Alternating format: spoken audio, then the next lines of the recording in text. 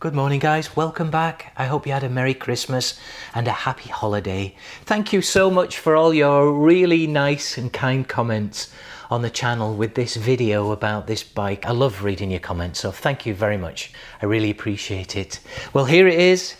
It's on the bench at last. This is the first time I'm actually looking at the bike since I got it. I'm just going to make a few notes of things that need to be looked at, little jobs, check the electrics and check the fluids, all that, with a view to getting the bike running again. I'd also like to share a little more detail with you about this bike, especially this colour. I never thought I'd own a bike that has such a vibrant colour.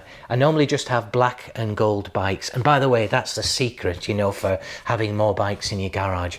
If you get them all the same colour, your wife doesn't notice. So with that, I hope you'll enjoy this video and I'll speak to you again soon. I've got to start off by showing you this colour. Isn't it just incredible? This is what they call the Fireflake Golden Bronze, and I believe it's really rare as a colour. I've done a little research online. I see that they made it in an earlier model, but it was the fiberglass gas tank. This is a metal gas tank. However, the side covers are fiberglass, and so here, for example, it's fiberglass.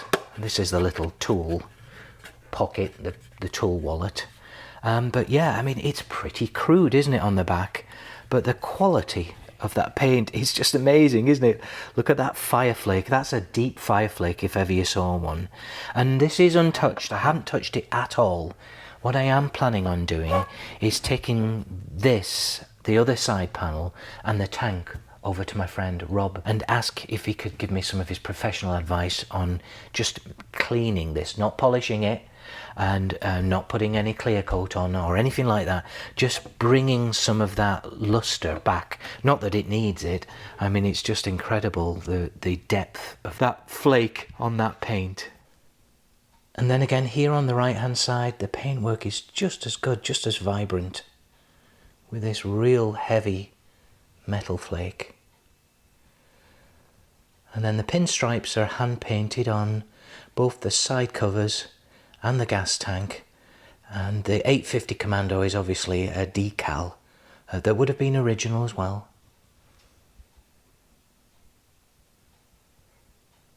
And then as we look to the gas tank, again, just that luster of the deep metal flake.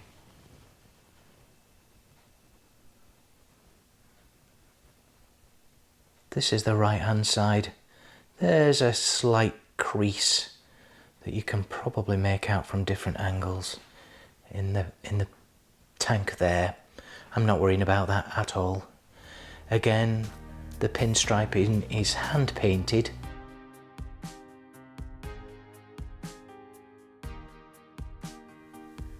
As I mentioned, I'm probably going to take my tank and side panels over to my friend Rob for him to look at this paintwork, just to give me some professional advice on how to clean this without damaging it in any way. You can just make out a little surface dust and grime that I want to take off. And some other initial observations. This has the painted cases. You can see some of the paints come off there. I'll just be really careful when I work around this space.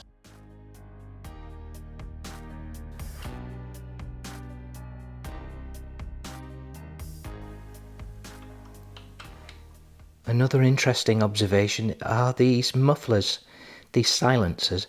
I think they're original, and what I haven't seen before is this lug here. I've not seen them like that. You see that? It's like a webbing that attaches to the rear mounts. That's something I haven't seen certainly on my pipes, but mine are reproductions, so I'm assuming this is original set of pipes. What I plan on doing is just starting from the front of the bike and making a note of everything. I usually go by a 1, 2, 3 scale, where 1 is safety, 2 is general maintenance, and 3 is nice to haves. I'll just start first of all by giving the bike a thorough clean.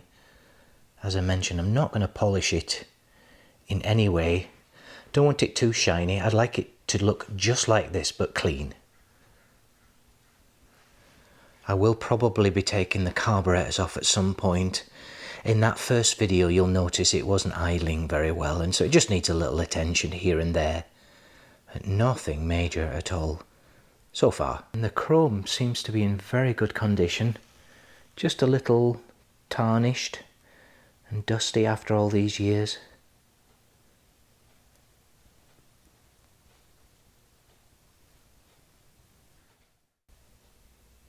Here's the other side of the bike. It looks just as good. Yeah, it's a terrific looking bike. It's had a new battery at some point, but I'll check all that. Definitely going to have to wear my sunglasses riding this bike in this colour. And I thought you might like to see some of the other amazing items that came with the bike from Andre. And I haven't had the chance to go through this in more detail, but we've got the workshop manual, the original workshop manual. And then here we've got a list of receipts, which is just fantastic. We've got this worldwide distributor and dealer booklet. I don't think many of those, if any of those, are around anymore. The rider's manual. A Haynes workshop manual, which is terrific. They're always great to refer to. The tyre manual, and I think these are replacement tyres even on the bike, and they look really old, but I don't think they're the original tyres that came with the bike. And then this, I think, is one of the most cool things I've seen. It's actually the service voucher booklet that came with the bike from you. And then we have, you know, the gentleman's name and his address there. And then it came from Bellingham Cycle in Washington.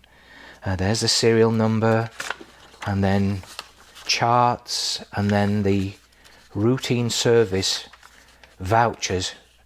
He never got his 3,000 mile service, so I need to complain about that. But that's just fascinating to see that. And then a rider's manual, and then over on this side, he kept every single spare part or old part that he took off. So I've got those in a box. Some of them I might actually put back on the bike. They look perfect. And then here in this box, we have, ta-da, the original tool bag that came with the bike. I'm pretty certain this is the original tool pouch. So let's have a look at this.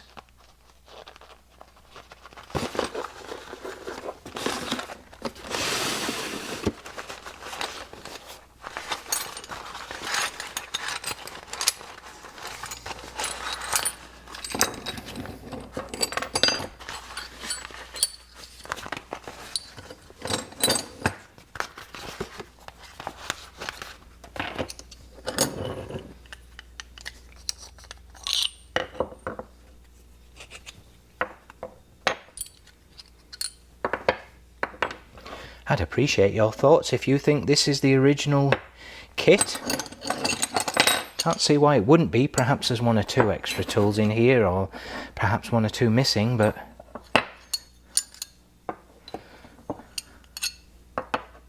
I don't think I would be up to changing the tyres with these.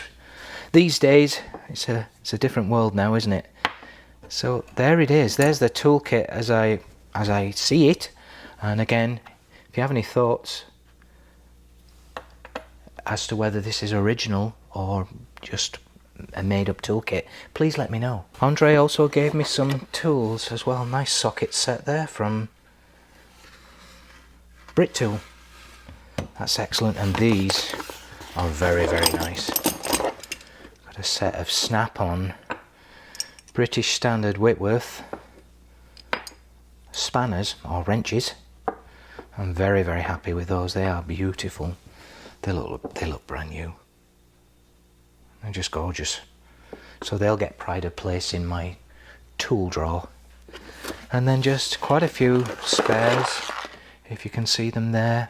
The old fuel lines, the old petrol taps. These are the rubbers that go over the carburetors that go into the air filter. And a boot for the master cylinder. That looks like it might be new. So I'll go through all of these. I might reuse some of the original parts if I can, but just where it makes sense for obvious reasons, I'll use the new reproduction parts. Well, I hope you enjoyed this first little video in the mini series in getting this bike back on the road, guys. This is where we are at the moment. I'll make a list of all the observations and take you through this journey if you'll join me, and it should be a fascinating project. I hope you're enjoying it so far, and I'll speak to you again next week. Okay, take care.